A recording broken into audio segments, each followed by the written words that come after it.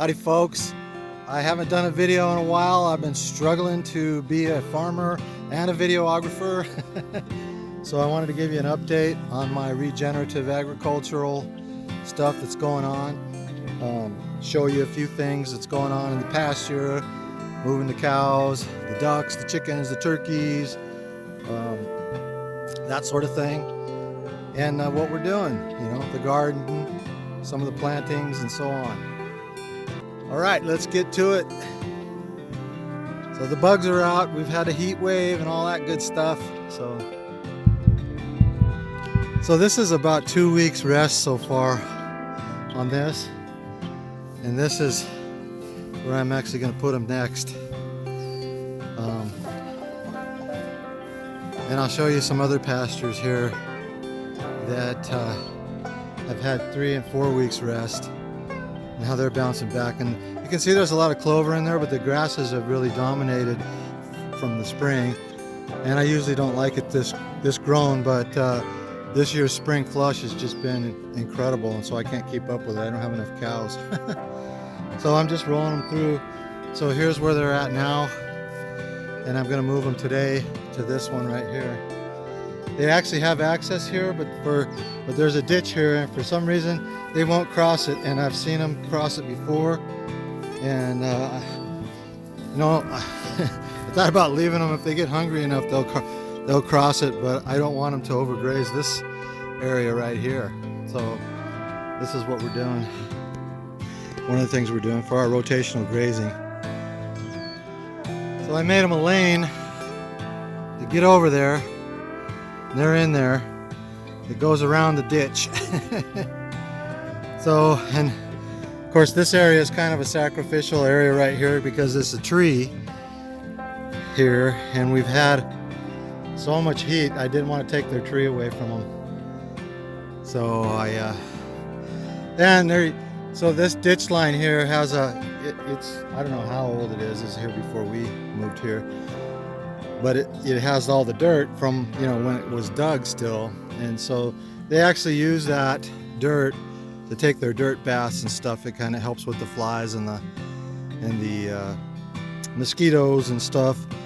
But it's sort of a catch-22 too, because then they concentrate in this area more because of the shade, poop more here, and so there's more flies. And anyways, so I have some natural fly spray from chrysanthemums that I just tried on, and it seems to work pretty good so far.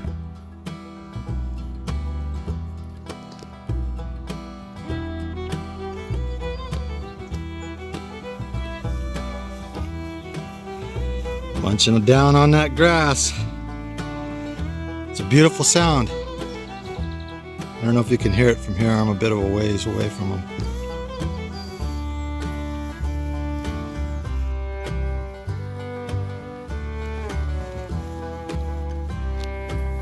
Hopefully you can hear it now. I don't know if we could call it grass anymore. It's a diversified pasture. So you can see the clover mixed in there. And there's several different kinds of native grasses in there. There's a little bit of bird's foot trefoil right here. Those yellow flowers. There's probably more, but you can't see it because the grass is so tall. But they'll have this eaten down in a couple of days. I got 4 cows and 2 calves in here, so I move them every few days, 2 or 3 days depending. Once in a while, depending, because the pasture has an odd size to it in some spots, once in a while they'll get 4 or 5 days in a spot, mostly 2 to 3 days. I could use actually a couple more days, or I mean a couple more cows, but I can't afford any right now, so we'll see. I probably got about 10 to 12 acres of pasture here. We're on 13 and a half acres here.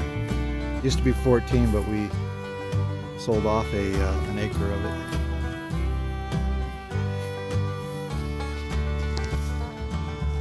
Problem with this ditch bank berm is it likes to grow a lot of thistle. But they've been eating the flowers off of it, so that's helpful. but it'll flower again too. So, but you can see down that line there, it's quite a bit of thistle. There's some grass and stuff in there too. But then, you know, right off the ditch line, there's plenty of grass.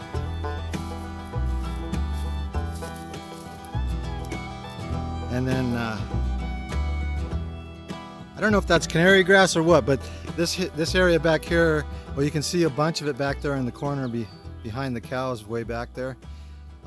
That's all a swampy area, but this area is also a bit swampy, but not as much as that. So we've got good grass in here. And then as soon as it gets over here, we've got really good pasture right there.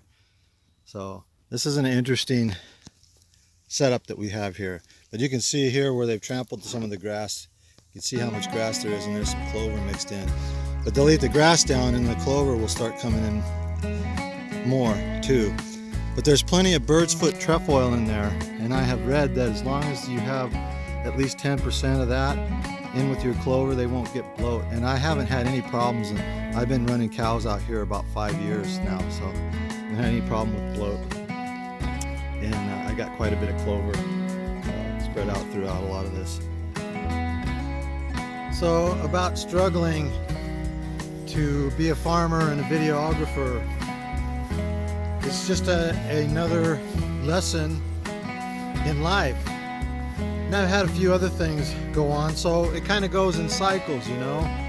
The whole idea is to keep going. And even though I've been around the block in life quite a bit, I still need to get reminded of certain lessons, and that things go in cycles, and that I got to do things sometimes that I don't want to do if I want to move forward in a certain direction. And one of the things I want to do is build up this channel and share my knowledge with people in hopes of helping them out. That's my main goal there. And prepare people for things that might be coming, and so on and so forth. So this is my philosophical farmer message, I guess you could say.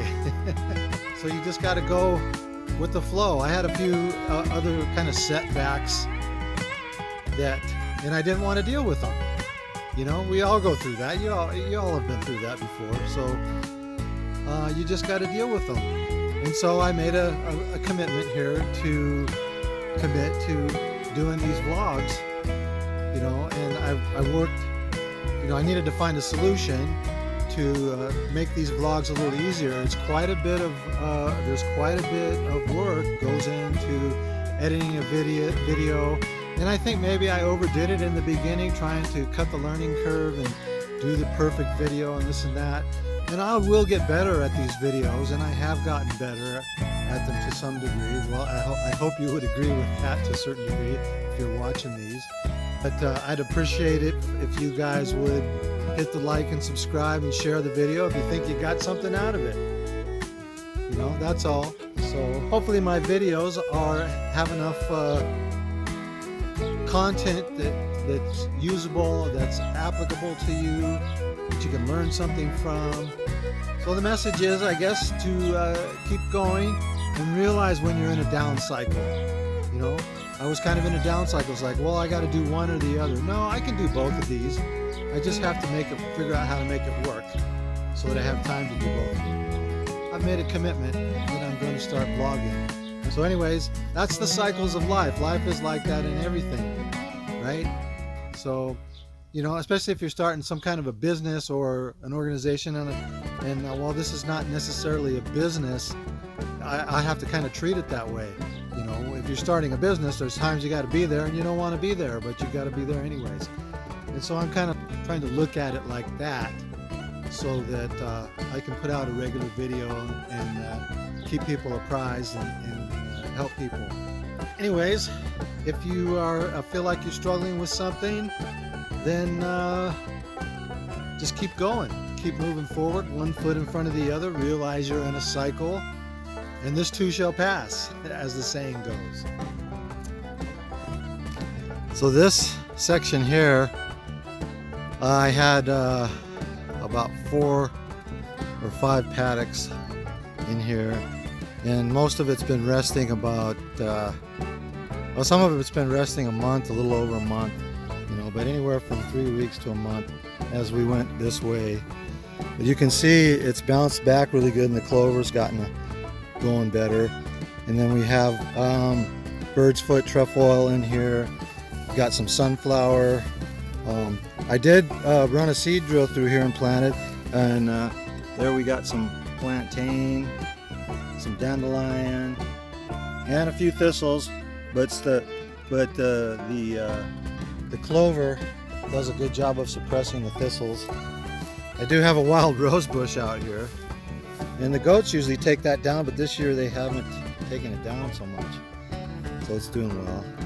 So I've got quite a bit of diversity in this pasture, and I've planted some turnips and some radishes and some cereal rye in here.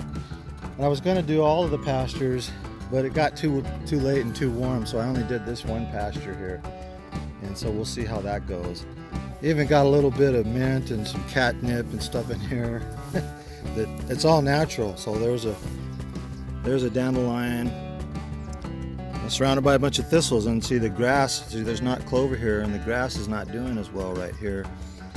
And I'm not sure why, but so we're getting a lot of diversity, and this pasture's bouncing back really well.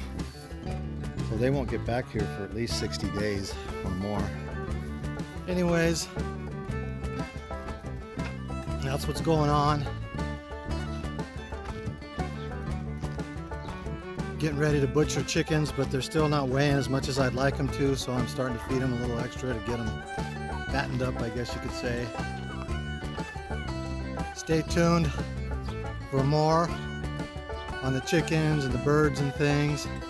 This video was mainly about the fields and how the rotational grazing is working well, and we'll go from there.